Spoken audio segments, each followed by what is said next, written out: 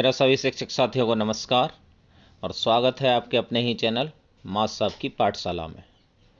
कल एक महानिदेशक महोदय का नया आदेश आया है जिसमें कि 12 पंजिकाएं विद्यालय में रहेंगी और एक पंजिका आपके पास में रहेगी। उन सभी के हम फॉर्मेट देखेंगे और आदेश में देखेंगे कि क्या बदलाव हुए हैं और कौन से रजिस्टर में क्या मर्ज हुआ है और किस में कितने भाग हैं, वो चीज़ देखेंगे। जो चीज़ नई ऐड हुई है उसको देखेंगे। पुराना जो कुछ है वो तो आपको पता ही है, कुछ चीज़ें ऐड हुई हैं और उनमें क्या भरना है, बस ये देखेंगे हम। सबसे पहले हम आदेश देखते हैं। ये 31 मार्च का है। विद्यालय स्तर पर आवश्यक पंजिकाओं के रख रखाव व अद्यतन करने के संबंध में। पहले जो लेटर आया था उसमें 14 पंजिकाएं थीं और टाइम टेबल था। में एक कौन सी कम कर दी गई है जो 14 थी? आय व्यय पंजिका एवं चेक इशू पंजिका को एक साथ में कर दिया गया है, तो अब 13 रह गई हैं। 13 में से क्या है? एक शिक्षक डायरी है जो हर एक टीचर्स के पास अलग अलग होगी, तो 12 पंजिकाएं विद्यालय में रहेंगी और एक शिक्षक डायरी शिक्षक के पास में रहेगी। शिक्षक डायरी में क्या करना है आपको? शिक्षकों द्वारा साप्ताहिक शिक्षण योजना बनाने एवं तदनुसार शिक्षण अधिगम कार्य संचालित करने के उद्देश्य से शिक्षक डायरी विकसित की गई है। इस पंजिका में शिक्षक द्वारा साप्ताहिक शिक्षण योजना निर्मित कर अंकित की जाएगी तथा तदनुसार ही शिक्षण अधिगम प्रक्रिया को क्रियान्वित किया जाएगा। तो ये शिक्षक diary time to time headmaster उसको देखते रहेंगे और प्रमाणित करते रहेंगे, और एसआरजी और एआरपी जब आएंगे विद्यालय भ्रमण के दौरान तो वो भी देखेंगे और अपने उस पर साइन करेंगे। तो शिक्षक डायरी तो हम विस्तृत में देखते ही रहेंगे, क्योंकि शिक्षक डायरी में तो समय समय पर क्या क्या भरना है वो हम देखते रहेंगे। अब पहली पंजिका देखते हैं, क्या है? कार्मिक उपस्थिति पंजिका, जो विद्यालय में रहनी है। आपकी जो उपस्थिति है उसकी पंजिका है, उसमें क्या क्या नया ऐड हुआ है, क्या क्या आपको भरना है। सभी की उपस्थिति दर्ज करी जाएगी। प्रधानाध्यापक, अध्यापक, शिक्षा मित्र, अनुदेशक, रसोइयों की ग्रेड के हिसाब से। देखिए, ये कार्मिक उपस्थिति पंजिका है। इसमें विद्यालय का नाम लिखा जाएगा, प्राथमिक, उच्च प्राथमिक और कंपोजिट। कहीं पे सम्मेलन लिख रहे हैं, कहीं पे कुछ नाम लिख रहे हैं, तो विद्यालयों के नाम सिर्फ ये 3 हेडर में ही होंगे, प्राथमिक, उच्च प्राथमिक और कंपोजिट। विकासखंड, जनपद और यूडाइस कोड। इसके बाद में शुरुआत होगी क्रम संख्या से। EHRMS कोड लिखा जाएगा, जो भी कार्मिक है, मान लीजिए हेडमास्टर है तो हेडमास्टर का EHRMS कोड लिखा जाएगा पहले, जो मानव संपदा का कोड है। शिक्षक कार्मिक का नाम लिखा जाएगा, पिता पति का नाम लिखा जाएगा, वर्ग लिखा जाएगा। वर्ग का मतलब कौन से कैटेगरी से हैं, जनरल, OBC, SC, ST जो भी हैं। शैक्षिक योग्यता लिखी जाएगी। शैक्षिक योग्यता में क्या करना है आपको? सबसे पहले उच्च योग्यता लिखनी है। मान लीजिए कोई BA है, MA है, फिर तो उसकी MA लिखनी है। फिर उसके बाद में उसने B.Ed किया है तो B.Ed लिखना है, या BTC किया है तो BTC लिखना है। अगर टेट है या सुपर टेट है तो वो लिखना है। फिर आधार संख्या लिखा जाएगा और पैन नंबर लिखा जाएगा।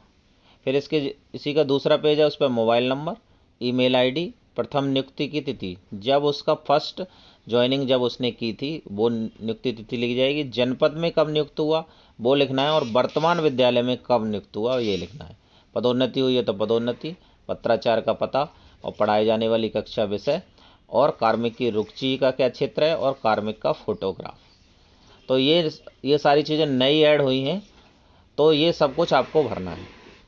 इसके अलावा ये तो आप पहले से ही भरते आ रहे होंगे। विद्यालय का नाम, क्रम संख्या और कार्मिक का नाम पद हो जाएगा, और यहाँ पे आने का समय, जाने का समय और दोनों के हस्ताक्षर, ये पहले से ही है।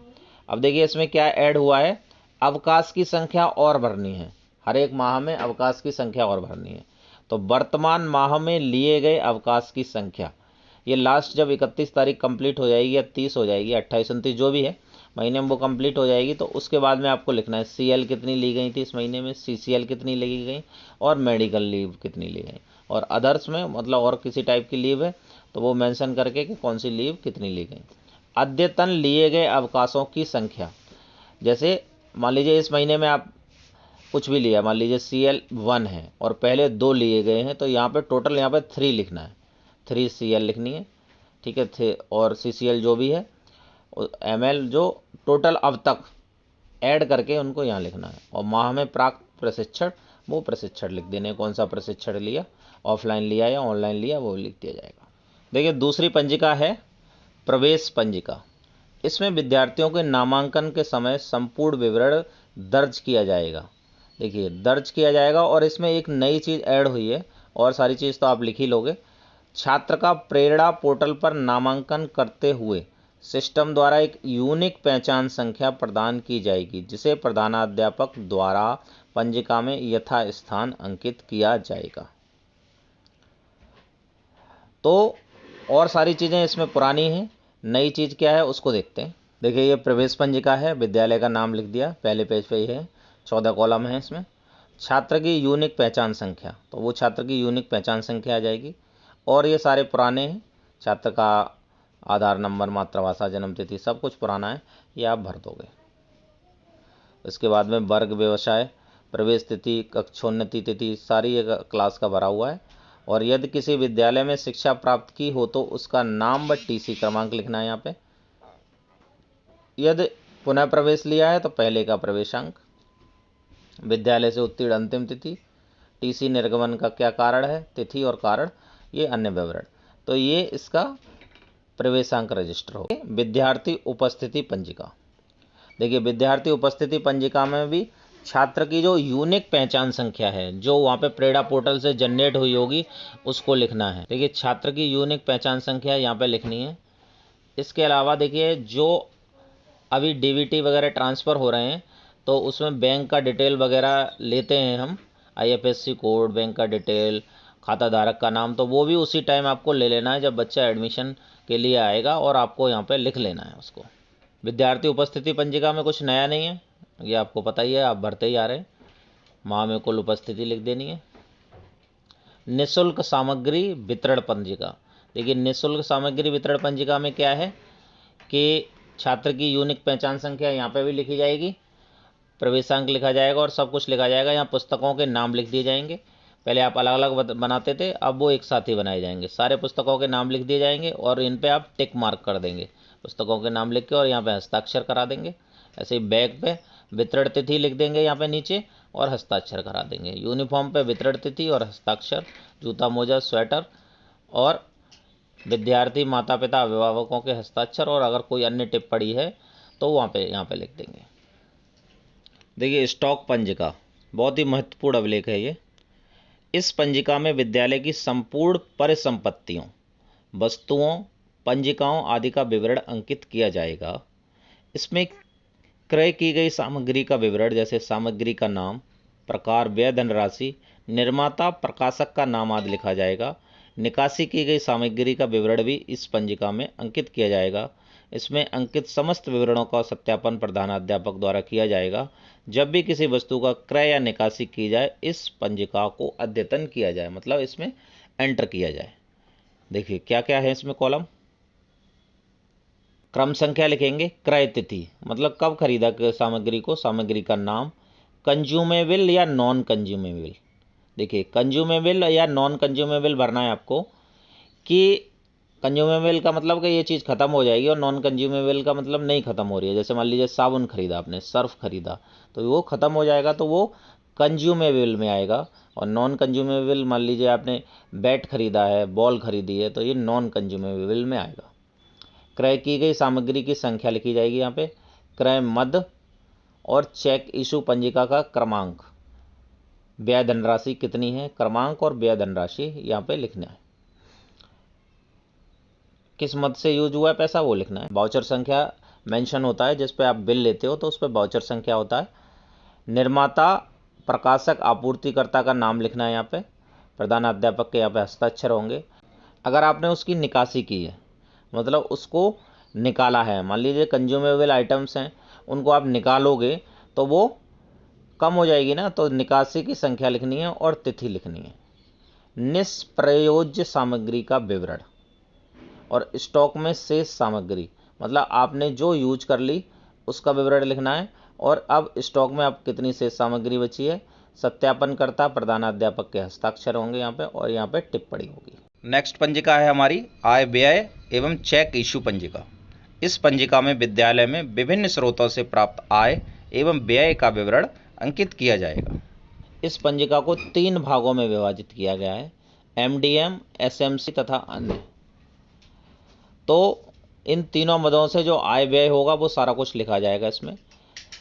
प्राप्त धनराशि विवरण वाले भाग में प्राप्त धनराशि का विवरण, बैंक विवरण, प्रेषणकर्ता तथा मद का नाम लिखा जाएगा। और व्यय धनराशि विवरण वाले भाग में व्यय धनराशि, चेक संख्या, कार्यदायी संस्था का नाम, व्ययकर्ता का नाम व हस्ताक्षर अंकित किया जाएगा। प्रधानाध्यापक द्वारा भी यथास्थान पंजिका में हस्ताक्षर किए जाएंगे। सबसे पहले आय व्यय एवं चेक इशू पंजिका एमडीएम, पहला भाग है इसमें एमडीएम का। एमडीएम को देखेंगे, दिनांक, प्राप्त धनराशि, कितनी धनराशि आई, मद का नाम लिखा जाएगा, किस मद में आई है वो धनराशि। मान लीजिए जनवरी से लेके मार्च का कन्वर्जन कॉस्ट, तो जनवरी से मार्च कन्वर्जन कॉस्ट लिख देंगे आप। या फल की राशि आई है तो फल की राशि लिख देंगे, जो भी चीज़ है। या डीबीटी ट्रांसफ़र करना है तो डीबीटी का लिख देंगे, मद का नाम लिख देंगे। उसके बाद में व्यय का, एक पेज पे आय है, एक पेज पे व्यय है, मतलब एक पे क्रेडिट और एक पे डेबिट। यहाँ पे क्रम संख्या लिख दिया, व्यय तिथि, तिथि लिख देंगे आप, चेक संख्या जिस चेक से आपने निकाला है, व्यय धनराशि लिख देंगे, कार्यदायी संस्था या संबंधित पक्ष का नाम लिख देंगे आप, किसको दिया आपने चेक, व्ययकर्ता का नाम लिख देंगे, अव्युक्ति लिख देंगे, रिमार्क, अवशेष धनराशि कितनी बची है और यहाँ पे प्रधानाध्यापक के हस्ताक्षर। देखिए ये हो गया आपका एमडीएम का। अब एसएमसी का, जो एसएमसी का है, पहले उसका आय लिखेंगे यहाँ पे, दिनांक, प्राप्त धनराशि, मद का नाम, फिर यहाँ पे व्यय लिखेंगे। वो भी बिल्कुल सेम है, जैसे एमडीएम में था वैसे ही इसमें एसएमसी में है। अब तीसरा है आय व्यय एवं चेक इशू पंजिका अन्य। देखिए जो आय होती है, मान लीजिए विद्यालय पे कोई ज़मीन है या कोई बिल्डिंग है, उसको उठा रखा है, उसका किराया आ रहा है, तो उसकी आय है, और किसी भी स्रोत से जो भी आय हो रही है वो यहाँ पे लिखी जाएगी। और यहाँ पे उसका व्यय लिखा जाएगा, व्यय बिल्कुल सेम है जो उन दोनों में था। तो ये आय व्यय पंजिका हो गई। तो ये बैठक पंजिका है, इसमें समस्त प्रकार की बैठक लिखी जाएंगी, चाहे विद्यालय प्रबंधन समिति की हो, चाहे अध्यापक अभिभावक संघ की हो, माँ समूह की हो, कुछ भी हो, सारा कुछ इसी में लिखा जाएगा। इसके अतिरिक्त मीना मंच गठन, बाल संसद गठन, रसोईया चयन आदि कार्यवाही संबंधी समस्त विवरण भी इस पंजिका में दर्ज किया जाएगा। और जो विद्यालयों में जो आहूत बैठकें होती हैं, उसके दौरान आपको ये सारी चीज़ें भरनी है। क्या क्या भरना है, अब इसको देखेंगे हम फॉर्मेट को। माह आ जाएगा, वर्ष आ जाएगा, ये सारी चीज़ें आ जाएंगी। फिर देखिए मेन चीज़ है वो, देखिए बैठक का विषय, विषय लिख देना है यहाँ पे, एसएमसी की बैठक है। बैठक तिथि लिख देंगे आप यहाँ पे, उपस्थित सदस्यों की संख्या लिख देंगे। और अब यहाँ पे लिखेंगे एजेंडा, आपने किस चीज़ पे उसको बात करनी थी वो शॉर्ट में लिखेंगे एजेंडा। मान लीजिए यहाँ पे लिख देंगे आप माँ समूह की बैठक और विद्यार्थी उपस्थिति पे, विद्यार्थी उपस्थिति लिख देंगे, छोटा छोटा लिखते जाएंगे शॉर्ट में। एजेंडा शॉर्ट में होता है, एजेंडा लिख देंगे। फिर कार्यव्रत लिखेंगे कि क्या क्या डिस्कस किया गया, क्या क्या राय दी गई, किसने क्या बोला, और इसकी समरी लिख देंगे, यहाँ कार्यव्रत हो गया। फिर यहाँ पे उपस्थित सदस्यों का विवरण, नाम, पद और हस्ताक्षर, यहाँ पे सबके हो जाएंगे। जिस टाइप की भी मीटिंग होंगी, सारी मीटिंगें इस तरीके से होती जाएंगी। आती है निरीक्षण पंजिका। तो ये पंजिका किसको भरनी है, यह पंजिका मुख्यतः प्रशासनिक अधिकारियों, टास्क फोर्स के सदस्यों तथा विभागीय अधिकारियों के निरीक्षण के समय प्रयोग की जाएगी। इस पंजिका में निरीक्षण वाले दिन कुल उपस्थित विद्यार्थियों व अध्यापकों की संख्या अंकित की जाएगी। इसके साथ साथ निरीक्षणकर्ता मध्याह्न भोजन की गुणवत्ता व विद्यालय के शैक्षिक व भौतिक परिवेश के संबंध में संक्षिप्त टिप्पणी भी दर्ज करेंगे। है क्रम संख्या लिख देंगे, दिनांक व समय हो जाएगा। यहाँ पे निरीक्षण करने वाले अधिकारी का नाम और पद लिखा जाएगा और कौन से विभाग से आए ये भी लिखा जाएगा। फिर विद्यालय में नामांकित छात्र संख्या लिखे जाएंगे, कितने आए उस दिन। यहाँ पे अध्यापकों के, अनुदेशकों के, शिक्षा मित्रों के नाम, उपस्थिति, मध्याह्न भोजन की गुणवत्ता, विद्यालय के शैक्षिक व भौतिक परिवेश के संबंध में टिप्पणी और यहाँ पे हस्ताक्षर। पत्र व्यवहार पंजिका में आपको क्या क्या लिखना है, इस पंजिका में विद्यालय से संबंधित निर्गत व आगम, जो आपने लेटर भेजे और जो आपके पास में लेटर वापस आ रहे हैं या आपके पास में लेटर कहीं से आ रहे हैं, उनको आप इसमें लिखेंगे।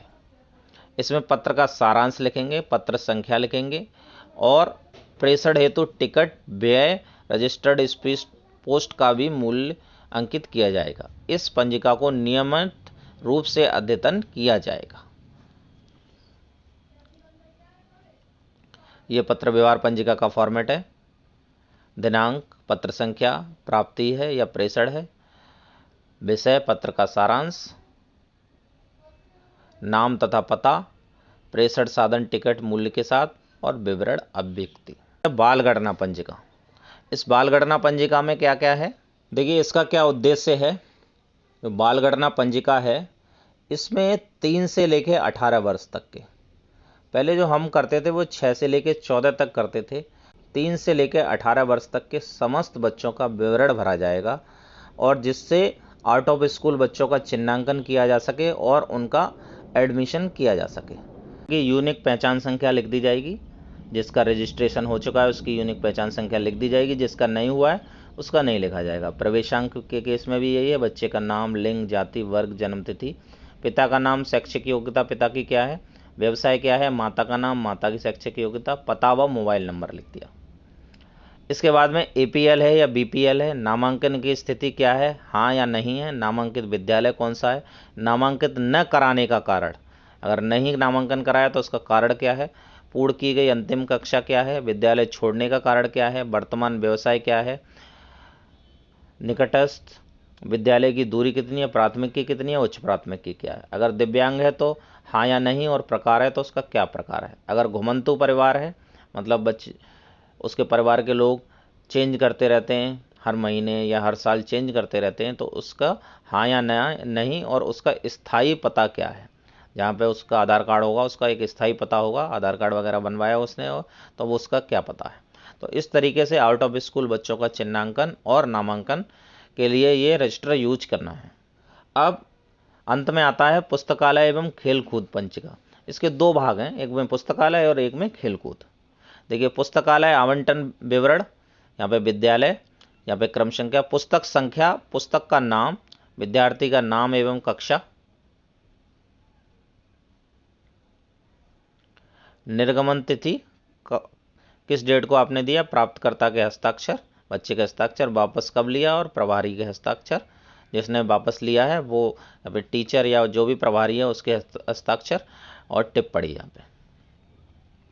इसी तरीके से खेलकूद सामग्री का विवरण आ जाएगा, खेलकूद सामग्री का नाम, विद्यार्थी का नाम एवं कक्षा, निर्गमन तिथि, प्राप्तकर्ता के हस्ताक्षर, वापसी हाँ या ना, नहीं किया कि नहीं किया, प्रभारी के हस्ताक्षर और टिप्पणी। अब देखिए क्या है इसके महत्वपूर्ण आदेश क्या हैं। उक्त पंजिकाएं नवीन शैक्षिक सत्र 2021-22 से प्रयोग में लाई जाएंगी। इसका मतलब अप्रैल से ये पंजिकाएं इस्तेमाल करनी है आपको। उक्त पंजिकाओं के क्रय आदि पर होने वाला व्यय विद्यालयों को प्रेषित कंपोजिट ग्रांट से किया जाएगा। शिक्षक डायरी शिक्षकों के पास रहेंगी। अन्य समस्त पंजिकाएं प्रधानाध्यापक कक्ष में सुव्यवस्थित एवं सुरक्षित उपलब्ध होनी चाहिए। बच्चों एवं विद्यालय के रिपोर्ट कार्ड ऑनलाइन उपलब्ध होने के कारण पृथक पत्रावली में प्रिंट रूप में संरक्षित किए जाएंगे। समस्त पंजिकाओं का रखरखाव एवं उन्हें अद्यतन किया जाना आवश्यक है। राज्य परियोजना कार्यालय द्वारा निर्देशित प्रारूप पर ही पंजिकाएं व्यवहित की जाएंगी। राज्य एवं जनपद स्तर के अधिकारियों के विद्यालय भ्रमण के दौरान उक्त समस्त पंजिकाएं विद्यालय में अवलोकनार्थ उपलब्ध कराई जाएं। उक्त पंजिकाओं के अतिरिक्त विद्यालयों में अन्य कोई पंजिका उपयोग में नहीं लाई जाएगी तथा पूर्व की शेष पंजिकाएं अभिलेख के रूप में संरक्षित की जाएंगी। उक्त इंगित पंजिकाओं में से प्रवेश पंजिका का विवरण, एमडीएम पंजिका, निरीक्षण पंजिका के ऑनलाइन विकल्प प्रेरणा पोर्टल पर उपलब्ध रहेंगे, जिसे समय समय पर यथा आवश्यकता अनुसार अद्यतन किया जाएगा।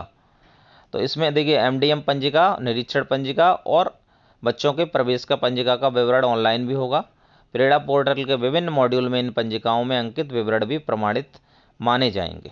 जो बेसिक शिक्षा परिषद के अंतर्गत एक परिसर में संचालित प्राथमिक एवं उच्च प्राथमिक विद्यालय जो संविलियन हो गए कंपोजिट विद्यालय, तो उनमें क्या संशोधन किया जाना है। तो शिक्षा निदेशक बेशक का ये 22 दिसंबर 2020 में जो आदेश दिए गए हैं उसी के अनुसार आपको कार्य करना है कि कौन से प्राइमरी के इनरोलमेंट नंबर से शुरू करना है या जूनियर कैसे करना है और कहाँ से करना है, वो सारी चीज़ें आपको वहाँ पे दिशा निर्देश हैं, उसमें विस्तृत दिशा निर्देश, तो उनको ज़रूर पढ़ लें। तो ये आपकी सारी पंजिकाएँ हो गई हैं। अगर आपको कोई भी कन्फ्यूजन है तो आप हमें कमेंट बॉक्स में पूछ सकते हैं, और अगर आपने हमारे चैनल को सब्सक्राइब नहीं किया तो चैनल को सब्सक्राइब कर लीजिए। Thanks for watching.